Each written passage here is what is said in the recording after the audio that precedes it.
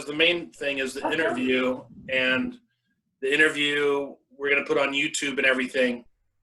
So that helps to promote as well.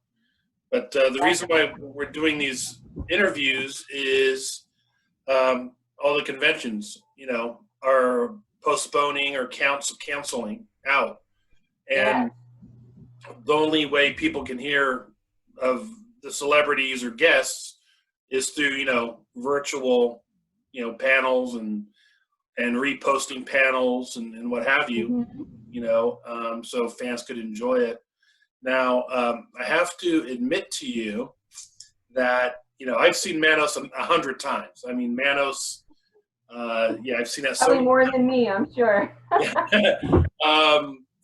But the one movie that I saw for the first time was about 5 days ago, and I came across it on Amazon Prime, and it was highlighted on Amazon, actually, and that was Manos Returns. Oh, yes. It's on Amazon Prime now. Can you believe that? And they highlighted it, too, as well. Really? Yes. Wow. They did. Yeah, gotcha. So my questions, a lot of Manos questions original, but a lot of return questions as well. Did you write the script yourself, or did other people write that? I should have looked in the credits. Did. Rachel Jackson of Manos Hands of Felt, the puppet theater. She's assistant director, and Tanya Atomic, our director. Okay. Who's done quite a bit of independent film, and the three of us wrote the script. Okay. Oh, that's awesome. I know that last time I had seen you in Medford, you were mentioning that you were in the process of Manos Returns. Uh-huh. And I was sad that you didn't. And I was sad you didn't call me to. Aww. I'm sorry. Yeah, I would have done it for free. I just got that building that I was working on today. Mm-hmm. Pulling weeds. We filmed 2 scenes in there. We filmed the sheriff office scene, and we filmed Diane Marie's bedroom scene in there. Right. And I like the surprise. I like the surprise ending, though I will not mention it. No, you can't do that. No, I will just tell people they have to watch it. Now, your father is in that movie quite a bit. How were you able to? Were all those shots filmed way in advance? Was Manos Returns planned way in advance? How did you get those shots of him? Well, yeah, we planned the film, we wrote the film, and knowing his age and how, and our opportunity, my friend Rick Zunk, who lives across the river from me, has a little film studio. He's a professional musician and done a lot of different things, and he loves my dad. He and my dad were friends, and so we set it up at his house. I made the robe that he was wearing, and we just set it up at Rick's house, and we did those scenes there several months before we filmed the rest of the movie. Okay, interesting. The cast, I've done some acting in my time, so I can recognize an actor who's done quite a bit of work. The girl who played Claire, or is it Claire or Clara? Oh, yes. Yes. And I think she's based in Seattle, possibly. But has she done a lot of acting? Because she was very good in Manos Returns. Yeah, it's like, honestly, we filmed that like 4 years ago, and I'm having memory issues. I'm getting older. Oh, okay. And so I really can't remember a lot of those details. Right. Yeah. No, I understand. Unless I know in advance, and then I can go and cheat. Right. I hear you. in But Manos. yeah, I mean, she was. She'd done a lot of stage, a lot of acting, and yeah, and our Torgo, he's done quite a bit. We just loved him, Stephen Shields, and he lives in LA. He must have studied that character quite a bit. Pardon? He must have studied the character quite a bit.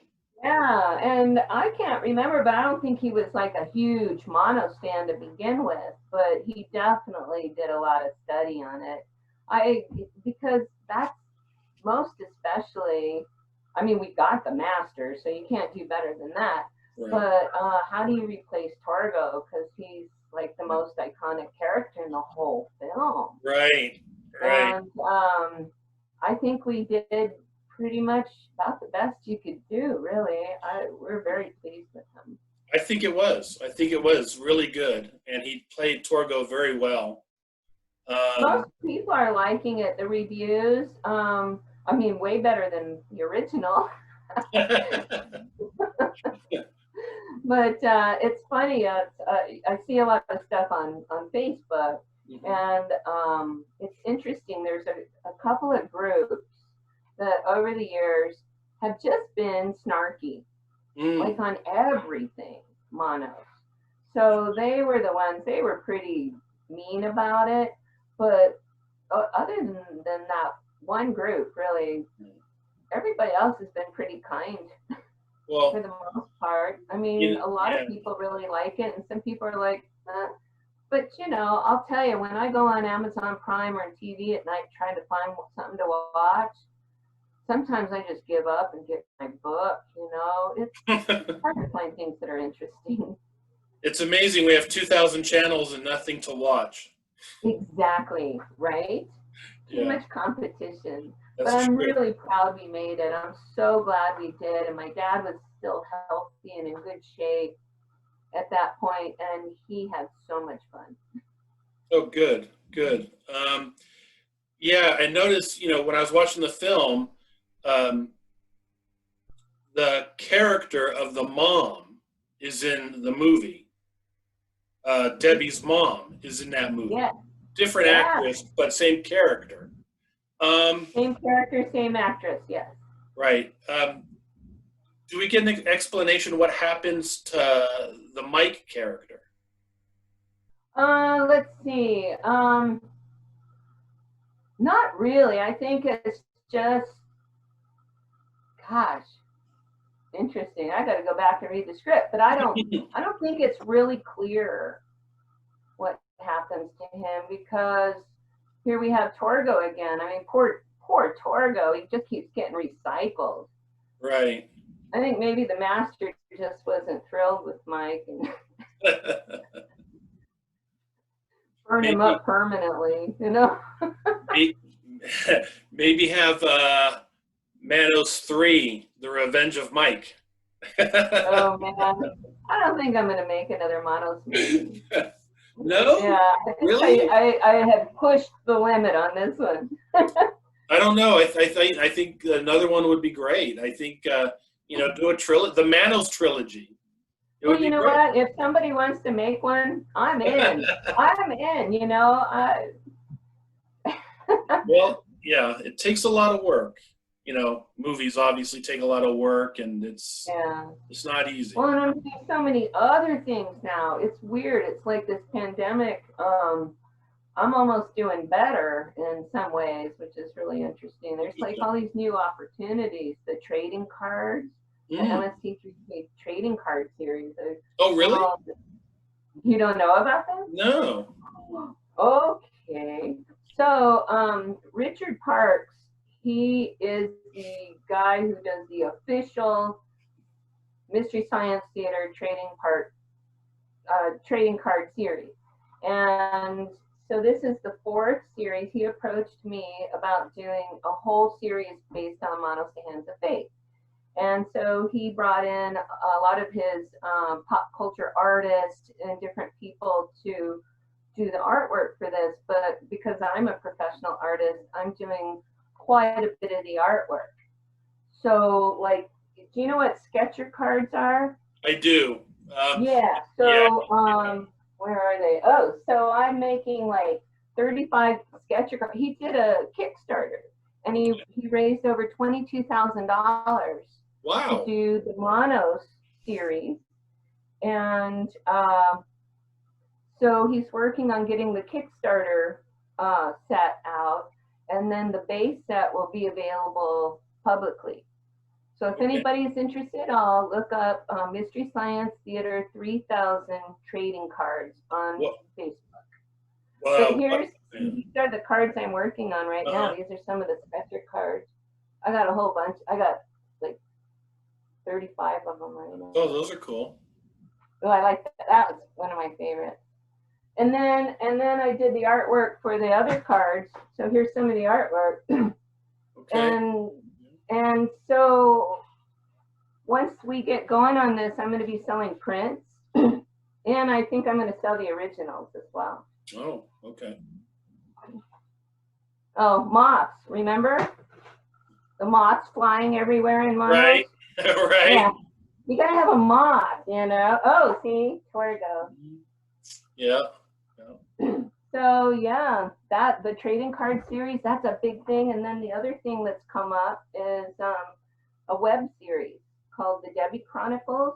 Oh, okay. And Willow Polson, who's already created an award-winning web series on an antique roadshow type of program.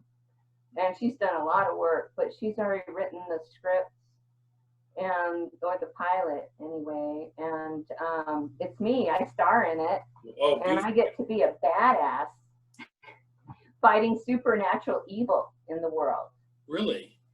Yeah, and we would have filmed it by now, but the pandemic happened right when I was going to go down to Northern California to film. So we're just on hold, but it's happening. But you'll have to explain Debbie after Manos Returns, or is it between the two movies? It's a whole different storyline. They don't necessarily relate. But it's somewhere in Debbie's timeline. It just doesn't say. Oh yeah, it's based on Debbie. It was taken by the Valley Lodge and became a wife of the master, but she eventually escaped, and now she's looking for justice. Okay. In the world, she can't get justice on that particular person, but she can get justice for other people. Right. Yeah, that'll be interesting. There'll be a lot of talk of where it goes in the timeline. I'm sure. Yeah, I bet there will be. Yeah, but you know, I think I love Willow and the way her mind works. I trust her completely. This is going to be a lot of fun. So Debbie will become like a Van Helsing, X-Files type of character. Yeah. Because Van Helsing was badass, and X-Files was like supernatural, right? Yeah. Yeah. It'll be kind of like that. And it's great because this is a good time for me physically. I mean, I've just been working so hard around here. I really got into shape. So, hey, let's do this now. Right. That's right. To Manos, your dad, it was all his idea, your father. Manos was all his idea. It was his baby, right? No, it was Hal Warren. Oh, really? Yeah. He came up with the idea. He wrote it. He produced it, directed it. He found all his male actors in one play that was in El Paso at the Festival Theater. That's how they all knew each other. Okay. John Reynolds, who played Torgo, William Bryan Jennings, who played the sheriff, my dad, Tom Neyman, and Hal Warren. They all knew each other through the theater. They were in different plays together. And this one particular play that was in early 1966, I think like February, all those men were in the same play. And my dad played the lead. He played King Henry. The play was Henry IV. My dad played King Henry. And John Reynolds played one of the knights. I found a newspaper article with a couple photographs. So I actually found a photograph of John Reynolds, non-Torgo, and William Bryan Jennings. And, oh, hold on. Oh, sorry. See this? Yes. This is the annual Festival Theater Best Actor Award. Oh, wow. And that's the play, I mean, that's the theater where my dad did all his theater work. Right. And this, my dad won Best Actor for 1966. Wow. The same year Manos was made. Huh. Wow. How about that? That's amazing. Wow. That is good. I just found that recently. Isn't that cool? I just found that out. So and he won the award for the next year too, which 67. Something else to show you, and I don't know where it is. Yeah, I wanted to show you. Oh, hold on. You got to see this. Okay. I found this too. This is my dad in the play. Here he is as King Henry IV. Oh, yeah, very nice. Yeah. Wow. And here's my dad as a young divinity student in 1957. Ooh, 1957. Yeah. Oh. Because he became a minister. Did you know that? I didn't. I was gonna ask you. Can you explain what a divinity student is? Someone who's studying to become a minister. And he became a minister of the Disciples of Christ Church. Okay. So that's what he was doing when I was a baby, when I was very young.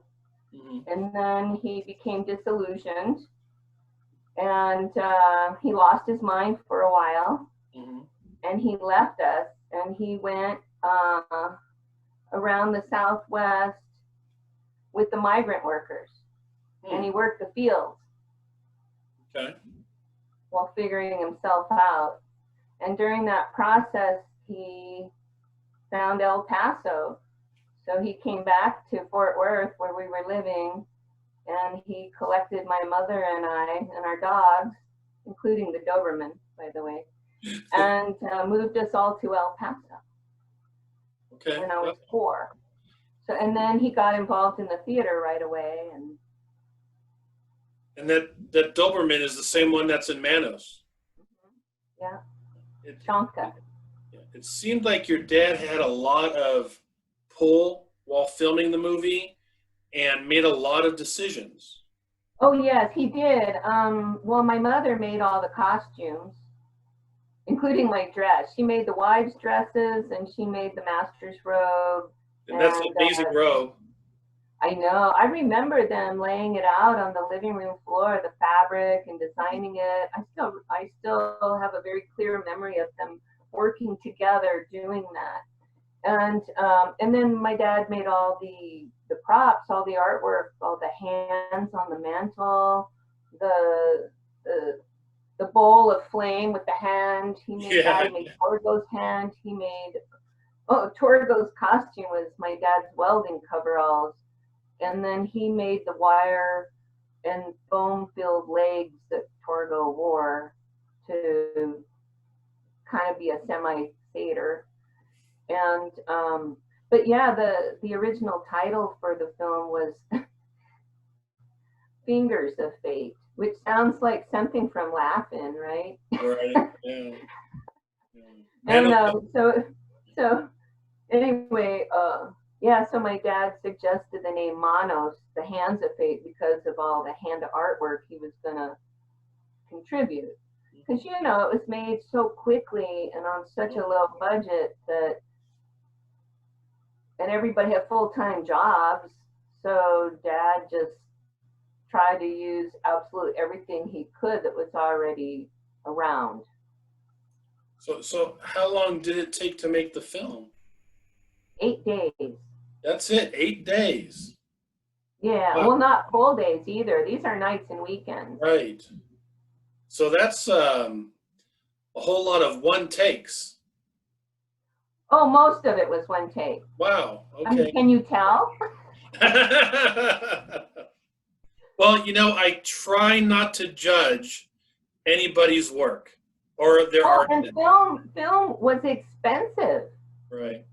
You know, you couldn't just delete and do another shot like you can now. Right. I mean, you're using actual film, and he's renting a camera, so there wasn't time.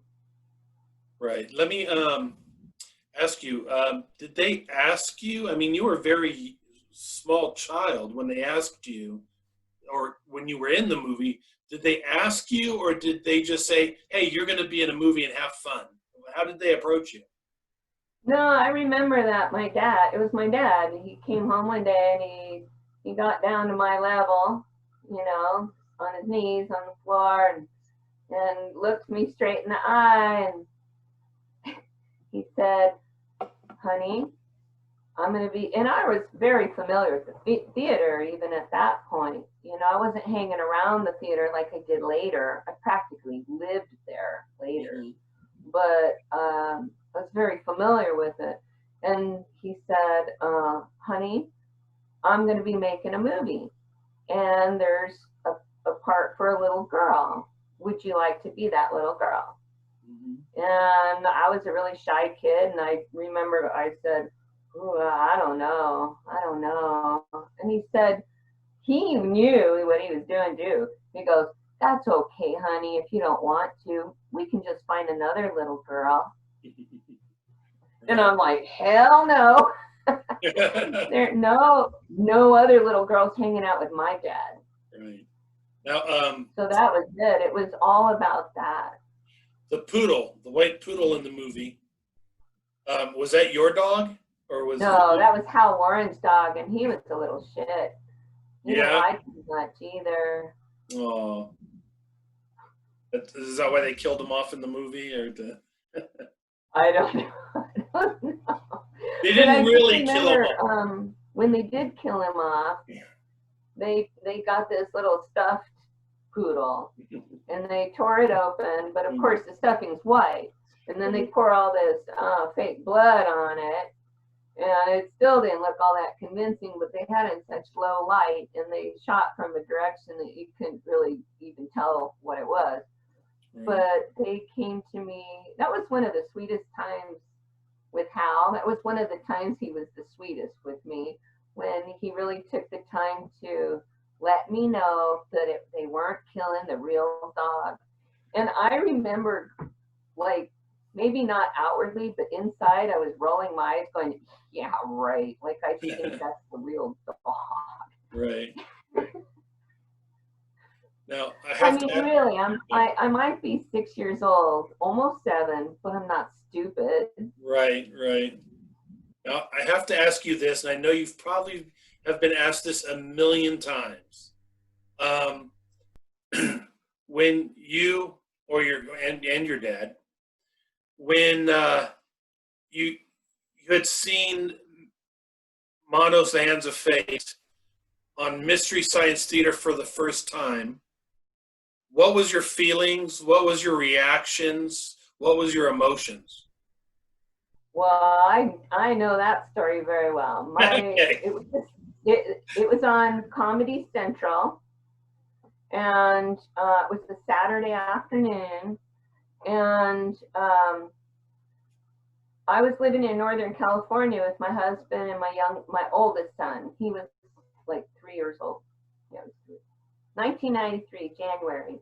And my dad calls me up, which was really odd because he rarely called me.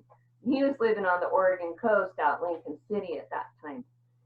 And he goes, you'll never believe what I just saw on television. Because by then it was over. He was so fascinated, he just couldn't stop watching, you know. You'll never believe what I just saw on television. It was Manos, the Hands of Fate. And I've been looking for it my whole life. I mean, since high school, way before the internet, I was calling around the universities. I was looking at film libraries. I was trying to find it. Nobody knew anything. Nobody had ever heard of it. Wow. So I kept it alive in my head by telling my friends stories about it. And then so he calls and he says that he was taking a nap in his easy chair on this rainy January afternoon. He was watching Mystery Science Theater, which he really liked. He watched it a lot. And he said he was napping and he heard some familiar music and he opened his eyes and there he was. Wow. He was shocked. He just sat there in horrid fascination. And then he called me. So knowing it was on Comedy Central, they had an 800 number down in the corner on the screen. So I immediately turned on the TV. I was shaking. I'm like, I can't believe this. So I called the 800 number, and remember, this is Saturday afternoon. I didn't know if anybody could answer the phone. This guy named Matthew answers the phone, and he identifies himself as being in their New York offices. And I said, you just showed this movie I've been looking for my whole life. My whole family is part of this, and it's been gone for 27 years. Is there any way I can get a copy? And he goes, well, what was it? And I told him, Manos, the Hands of Fate. And then there's this long pause, and I was shaking. And I thought he hung up on me or something, you know. I didn't know if we were disconnected. And I'm thinking I have to get the guts up and call this number again. And then he suddenly blurts out, he goes, oh my God, are you Debbie? And I look at the phone. It was surreal. It was like a dream. I'm looking at the phone going, what? Somebody besides me knows about this. Yeah. So then we talked for a few minutes and told him, yes, I'm Debbie. My father's the master. And we had this little conversation. He was so excited. And so he sent me a bootleg VHS. He made a copy right then and there, wrote it on there, and I still have that bootleg VHS. Nice. And then so I watched it by myself because I thought nobody else would be interested. And so I watched it in my bedroom by myself, and then I put it away, and I was satisfied. I'm like, I got what I wanted, you know. And then this happened. Right. Well, I mean, me just as a Mystery Science Theater fan, I've been a fan since day one, before it was popular and mainstream. It's a great show, but Manos is one of their best episodes. It's like considered one of the all-time classics. Yeah, isn't that crazy? It is. It's crazy. I mean, I've met Trace and Frank, and I've met Joel and Jonah Ray, and God, they're just all such sweet guys, but they just honor me so much. It did. Just by who they are, what they've done, and I just can't tell you how much I appreciate it. I'm telling you, and the most personal thing about this whole thing is that my dad was, he remarried after my parents divorced. He went through years of being suicidal. And I, as a young teenager, went from Texas to Southern California to live with him to keep him alive. That was my goal. And then he met his wife, Kay, and they were married for 40 years. And she kept him alive, but she decided I couldn't be part of their life. So I was kicked out for, I don't know, 15 years or something like that. And then Manos got popular. And for some reason, I don't know why, she let him participate in Manos things.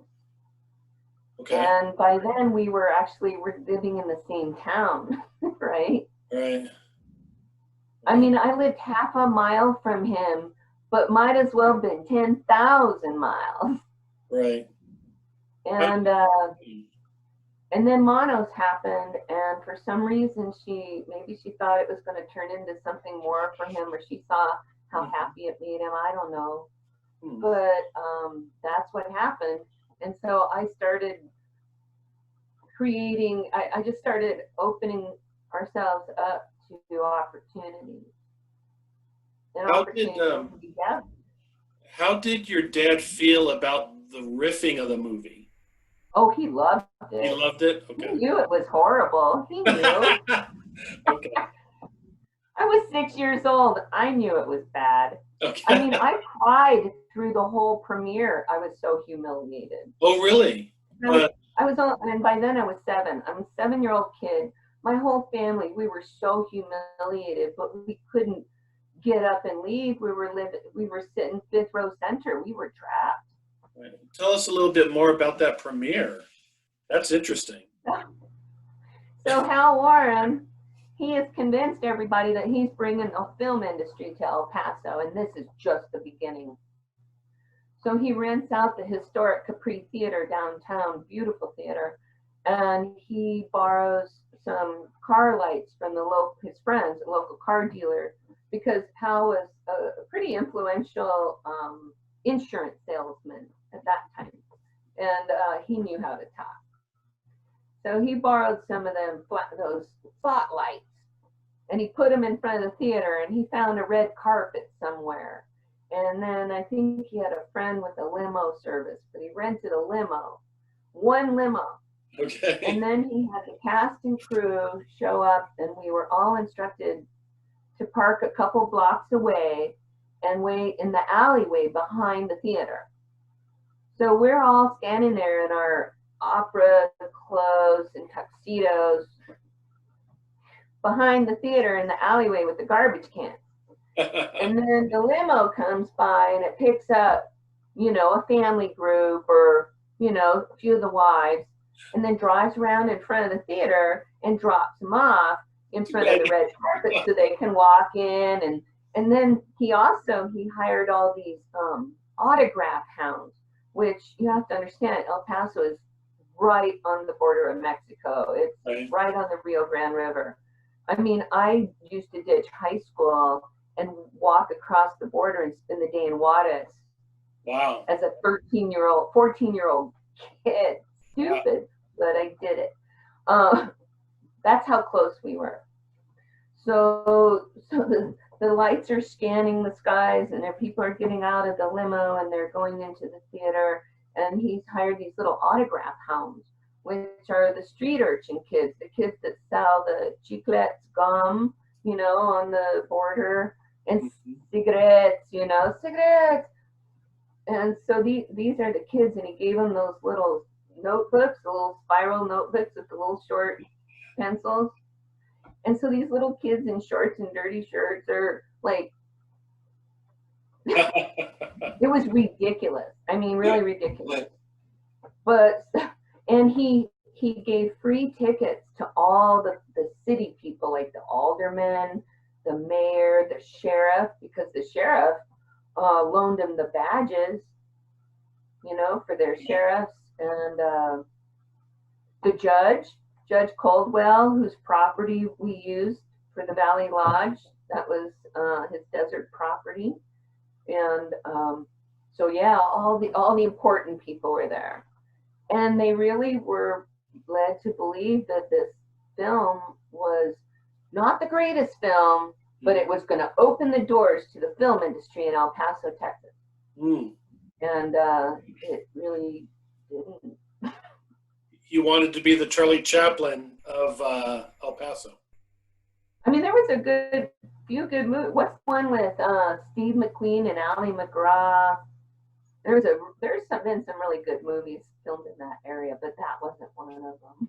And I don't think that film inspired other films because nobody saw it, Right. Until, I guess, Mystery Science Theater, and it just kind of exploded. Yeah, so TV's Frank says, he's the guy that, Frank Conniff was the guy who found the films. That was one of his jobs. And so he perused film, or I don't know how he got them. He'd go to film companies and look through the ones without copyright, because that's the rule. Right. No copyright. Right. So they don't have to spend money on the film. Right. And he found, was it Synapse? I think was the distributor. Anyway, he got a box of films from the distributor and went through them, and he found Manos, and he watched it, and then he put it in the group to be shown. And but then when they were showing it, Joel says in an interview that while they're all watching it, every one of them were thinking like, "Oh man, I don't know." But nobody was willing to say it out loud, so it passed because they weren't, because everybody was waiting for somebody else to say something.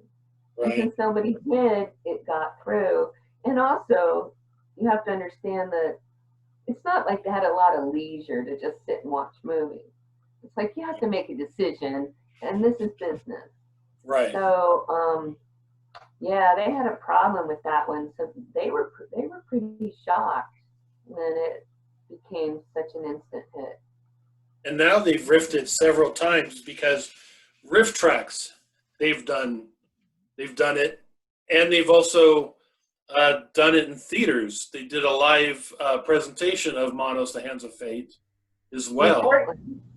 Yeah, and I went to that one. What's that?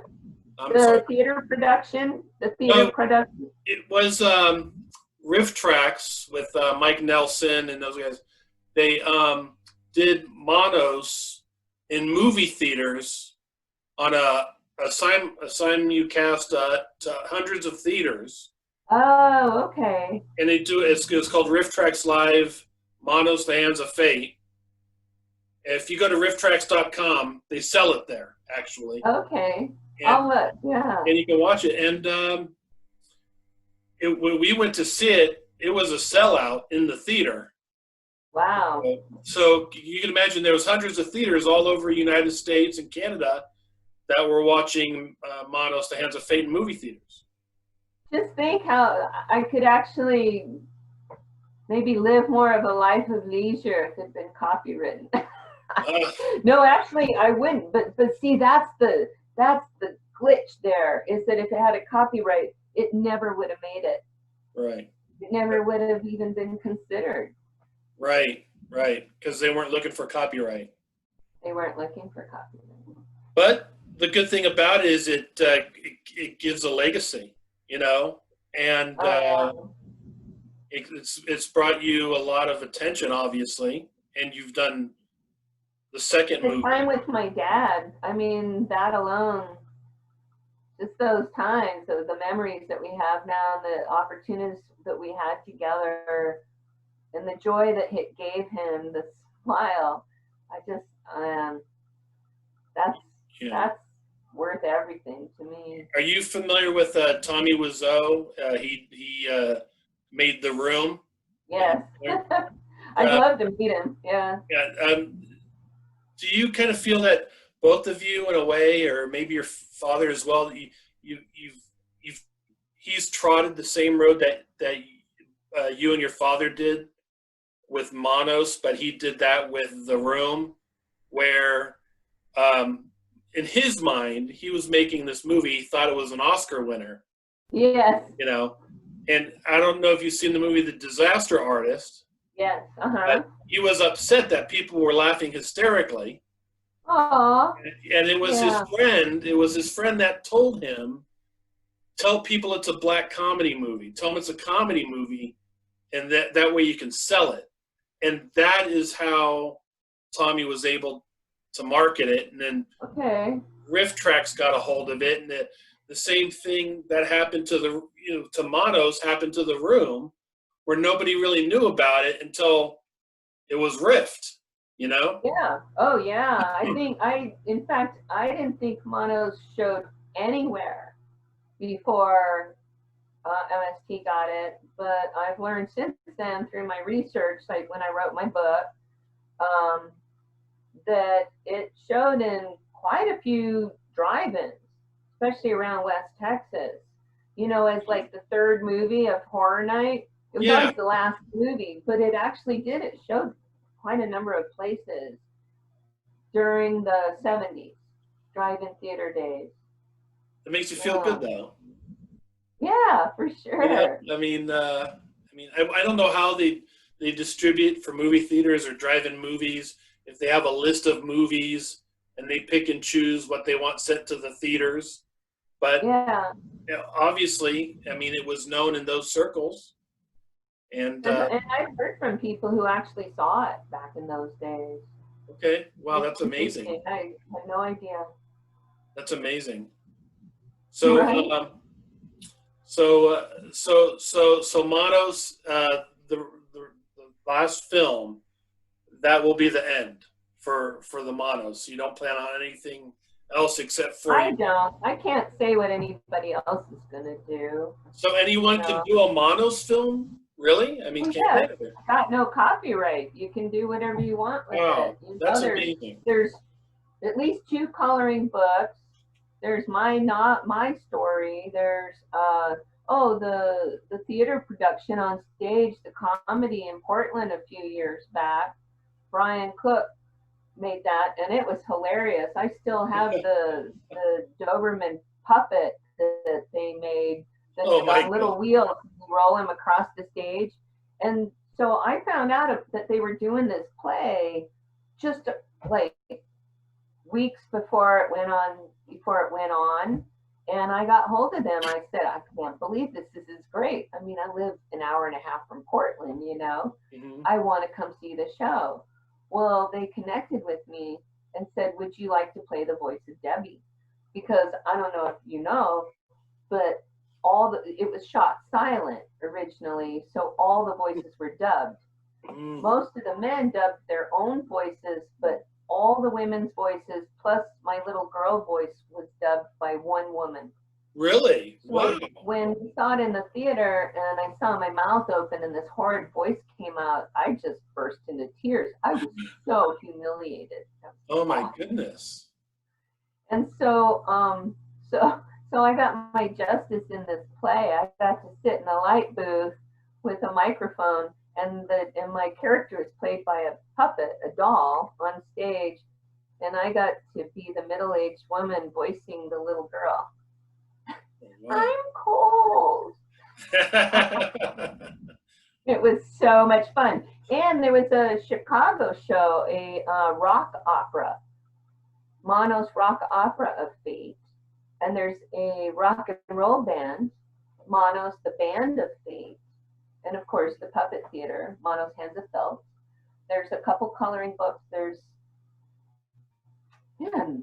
video games. There's at least 2 video games. Really? Wow. A Mario Brothers style one. Yeah. Interesting. That is very interesting. I'd like to see that.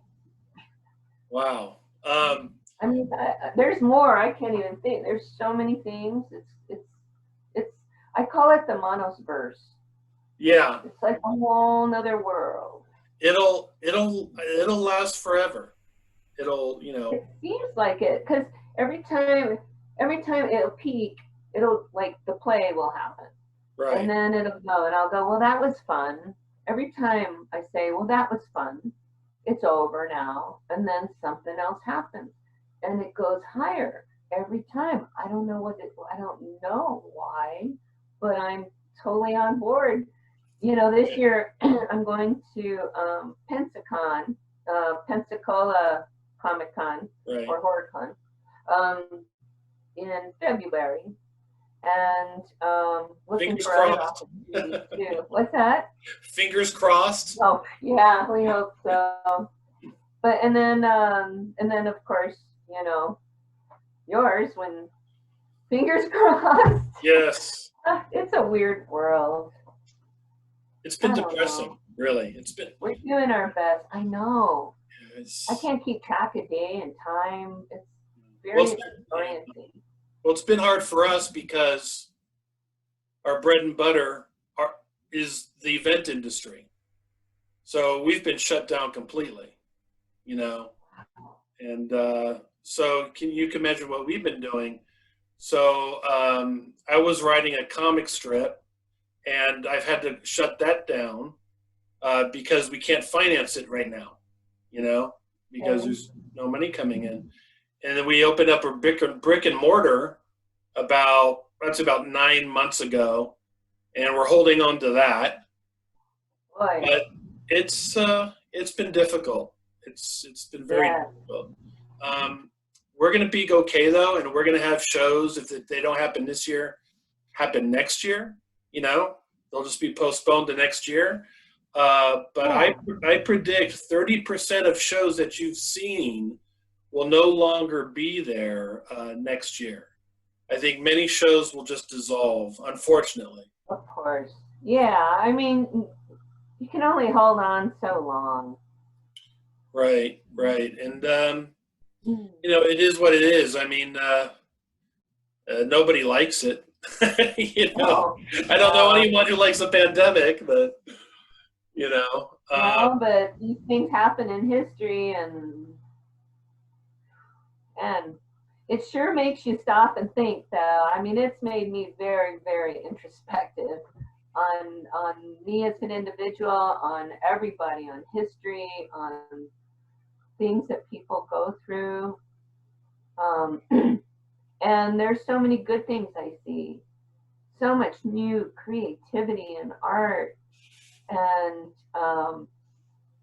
love for other people. I see some bad stuff too, but Right. seems most people are just doing their damn best to be Right. good and to help And each other. out of all the pandemics and diseases in the history of the world, if I was to pick one to be in, I guess this would be the one.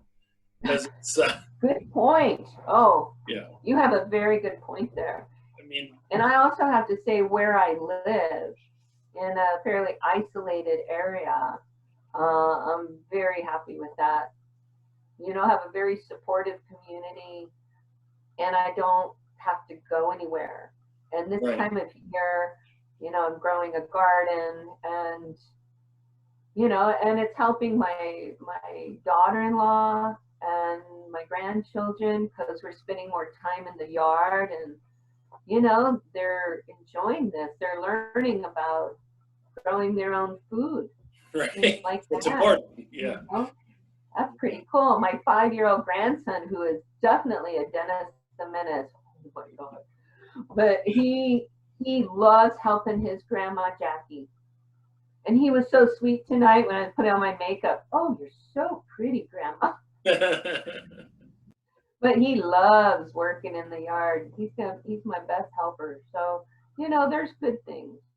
Where in your town or your area, where is the pandemic now? What phase or stage is it in right I now? don't, nothing in our town yet that I've not anyone. And I haven't really heard of anything close by. Been pretty good. That's amazing.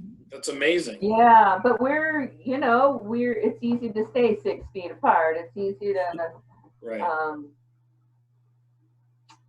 yeah, and I personally, I don't go anywhere if I don't have to. Right. Right. I'm the I same mean, way. I do get together, my son and grandkids come out often. Well, they're getting ready to move out here, so they're kind of moving stuff out, and we see each other a few times a week. From California? Oregon. Oh, okay. They're just moving closer to you. Yeah, they live just 15 minutes away in the next Oh. closest town. Oh, okay. Yeah, and so I've always seen my grandkids, you know, at least once or twice a week. They were Right. born. I But now think, they're going to live here in the house.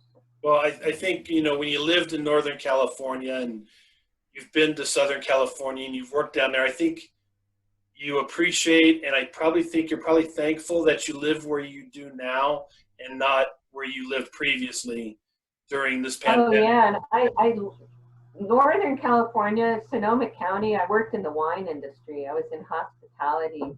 Damn, that was fun. Music on the weekends, drinking wine, floating down the Russian River. You know, my 20s were awesome. That's so mine. But yeah, I love it here. I always said they're gonna have to take me out of this place feet first, because I mean, I have an acre and a half of property. I live in a That's great. 110-year-old farmhouse. Right now, I'm in my tiny house in my backyard. So I built myself a little tiny house for my art studio and my film, and I have a little loft bedroom up there with a TV.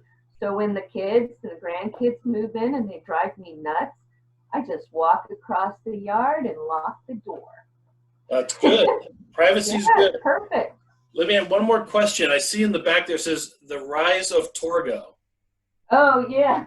Well, this is one of the banners from one of the conventions I went to. I was trying to put something up there so people could see, but yeah, that movie's out. The Rise of Torgo? Is that a movie? Or no? Yeah, right? Yeah, David Roy. That's his movie. I'll have to look for that. Yeah, I'm in it. Well, you don't sound confident.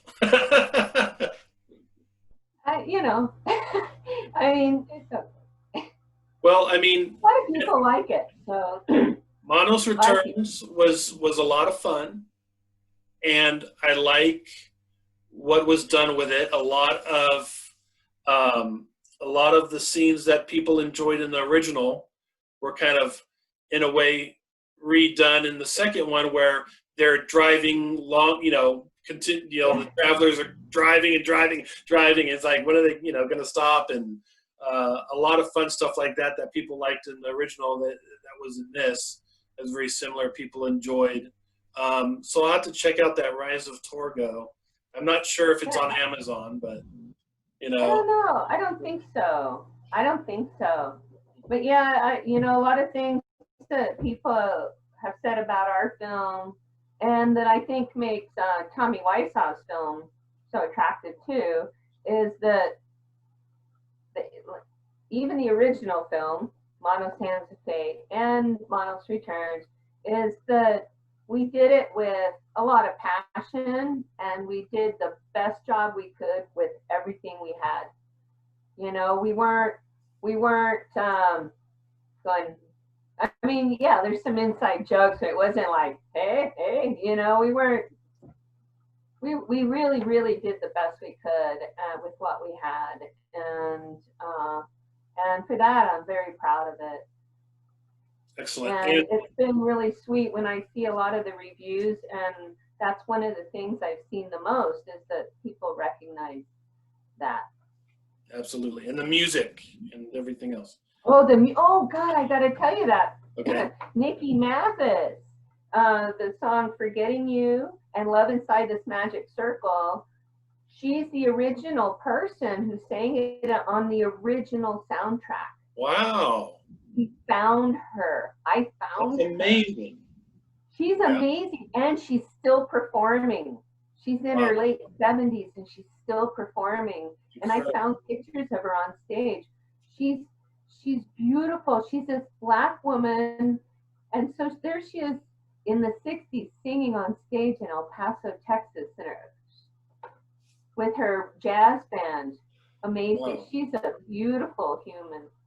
So is anyone else still alive from the original film besides the both of you, or?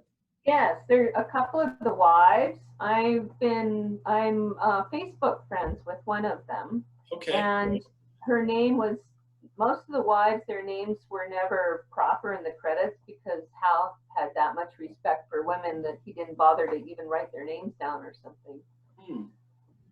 So none of them got credit properly. He made up names. They should get credit, I mean. They should. And so This woman, Isela Garcia, she still lives in El Paso, and she found me, and we talk on the phone, about every month. And she's a sweetheart. Yeah, she's one of the wives. But they were all, they were models from the local Mannequin Manor modeling school in El Paso, owned by Fran Simon, this very matronly woman. And when I was 13, my stepfather, for my 13th birthday, he presented me with a certificate for a 3-week course at Mannequin Manor Modeling School, finishing school, to learn how to become a young lady. I was pissed. I was so mad. I was a little hippie chick. No way. So when I take the courses, this is the same modeling school all those women came from. he would drop me off in front of the school on Saturday morning for 2 hours, and I would pretend I was going in the building, and he'd drive off, and then I just walk around downtown El Paso. Yeah. And then when the time was up, I always show back up in front of the building, and I stand with a group of other girls. They didn't even know who I was. Oh, that's funny. Oh my gosh. And then You know, he'd pick me up and go home. it's funny that you mentioned that, because I was watching an episode of Leave It to Beaver before doing this interview, and they were at the dinner table and they were done eating, and Wally and the Beaver asked their parents if they may be excused from the table. And I remember that as a child, and I'm thinking to myself, you know, my generation is probably the last generation that will remember that.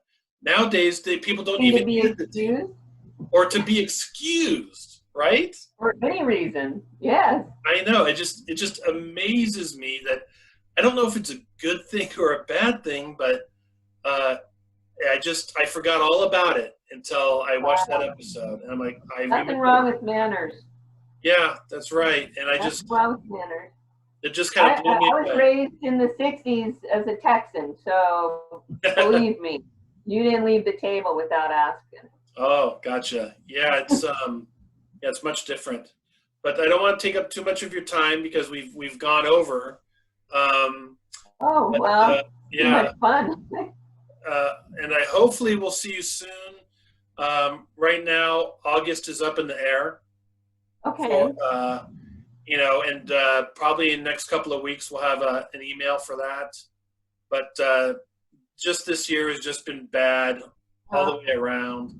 But you know, for me, it's your con is easy because I'm driving.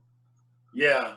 You know, I don't have to worry about flights or anything. So, you know, you can count on me no matter what. Right. Yeah, well, I can't wait to see you again. You're always amazing. Next time I see you, I have to pick up your book, because last time I saw you, I picked up an autograph, but I didn't pick up a book. Okay. So I want to be able to read that. And, you know, have you at more shows and do more stuff, and, you know, just continue to just have a good time. And I want to thank you for donating your time. We've been doing a lot of these interviews throughout the pandemic, and yours has been one of the most delightful and one of the most insightful, because you have so much information to give. There's so many people I interview and they don't remember things, and you have just such a great memory of everything that happened, and it was fun to be able to pick your brain and for you to tell stories about your dad and being on the set and Manos Returns and everything with that. It was just a lot of fun, and I know the fans are going to love watching this interview on YouTube and sharing it with friends. And time is valuable to actors and so forth, and creators. And I just want to thank you for donating the time, and we'll be seeing you again very soon, and hopefully sooner than later, but it's up to the governments, the local governments. Yeah. And, we're just doing our best. Right. You know, we're doing our best. Right. And we'll see you soon, and enjoy the rest of what there is to a weekend. Yeah. Virtual hug. Here, look, somebody sent me this. Isn't that awesome? Just give a website, any products, anything you want to. Yeah, Facebook. Look up Jackie's Art, spelled with an EY. That's why I put that up there, because people spell my name wrong all the time. And then on Etsy, Jackie's Manos. I've got a bunch of things like this. I'm running out of these. I'm getting low on these, but these are photos of the premiere. Oh, that's great. And I had my dad sign a bunch of them, and then he died. So I only have about maybe 30 left. Can you save me one, please? Yes. Yeah. Okay. That would be great.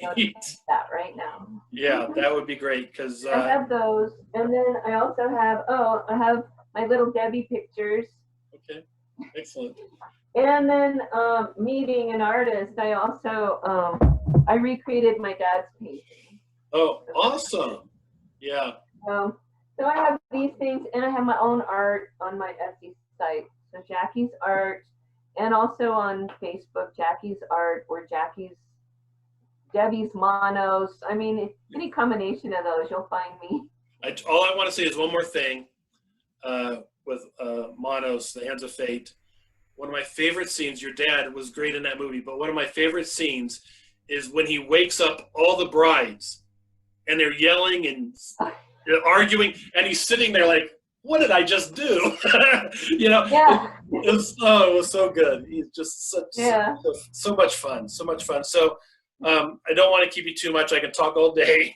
So just thank you very much. And we will, if we don't see you in August, we will definitely be seeing you in 2021 or as soon as we can see you. And I'll be there. And we'll get the fans to get your art and all those other fun stuff that you mentioned. We'll bring lots of books and all that stuff. All right, Jackey, awesome. Thank you so much, and it's so great to see you again. Thank you. Have a good night. Great talking to you. Bye. Bye.